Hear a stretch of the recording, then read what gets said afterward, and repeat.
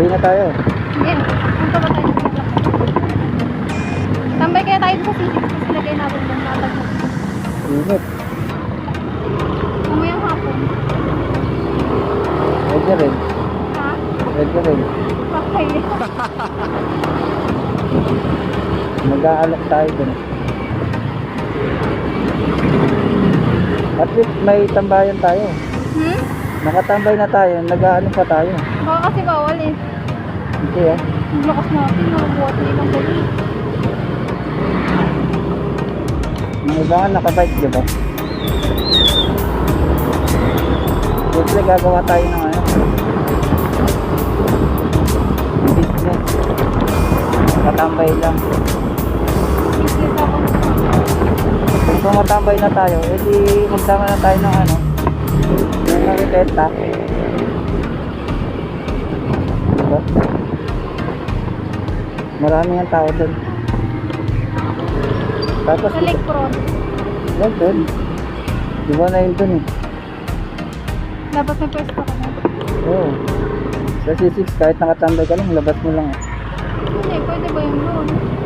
Oo naman, may mga ano naman yun eh. Yung bike shop nga dun eh.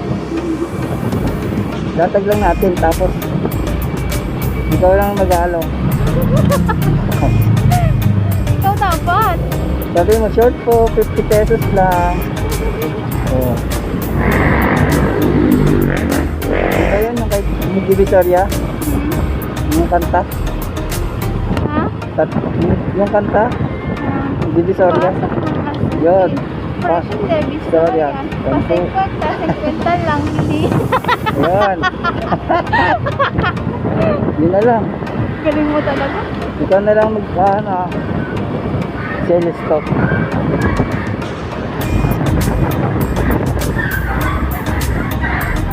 Dalay natin ito lahat.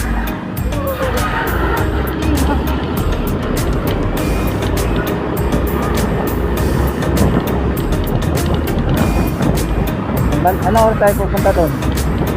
Siyempre, medyo maliit konti. Hindi, wala na tao yun.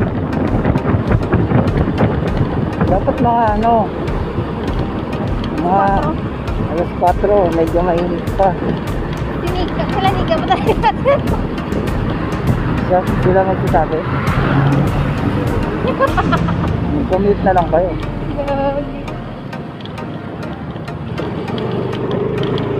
Sabihin mo lang na ano. Hindi, baka mahuli doon. Makabawal. Hindi ah, tatambay lang naman tayo eh. Bawal ba magtinda-tinda doon? Wala naman nakalagay doon.